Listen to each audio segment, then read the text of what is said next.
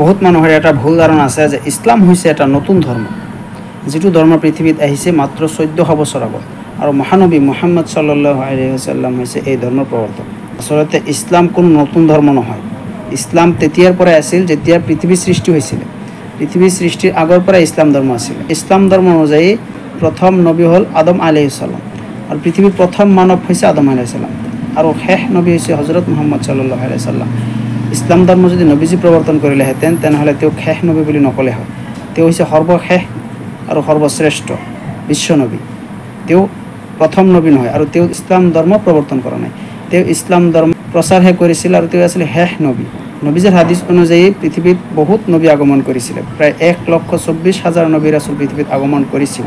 কিন্তু পবিত্ৰ কোৰাণত নামসহ 25 জন নবীৰ নাম উল্লেখ আছে। আদম আলাইহিস সালাম, নূহ আলাইহিস সালাম, ঈসা আলাইহিস সালাম, মুসা আলাইহিস সালাম, হযরত মুহাম্মদ সাল্লাল্লাহু আলাইহি সাল্লাম আদি 25 জন নবীৰ নাম পবিত্ৰ কোৰাণত উল্লেখ আছে। যদি ইছলাম ধৰ্ম নতুন হ'ল হয়, আদম আলাইহিস সালাম ইছলামৰ নবী নহ'লহেঁতেন।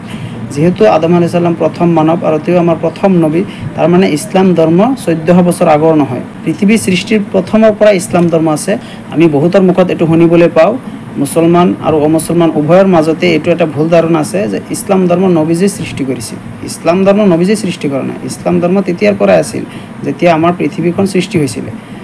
যুগে যুগে বহুত নবী ৰাসূল আহিছিল, সিহঁতৰ এটাই বাণী, সিহঁতৰ এটাই আছিলে, লা ইলাহা ইল্লাল্লাহ, আল্লাহৰ বাহিৰে কোনো উপাস্য নাই, দেয়াৰ ইজ ন' গড বাট আল্লাহ। নবীজী মুহাম্মদ সাল্লাল্লাহু আলাইহি ওয়াসাল্লাম এইটো কৈছিলে আদম আলাইহিস সালামৰ পৰা আৰম্ভ কৰি শেষ নবীলৈকে। সকলো নবীৰ মুখৰ এটাই বাণী আছিল, লা ইলাহা ইল্লাল্লাহ, আল্লাহৰ বাহিৰে কোনো উপাস্য নাই।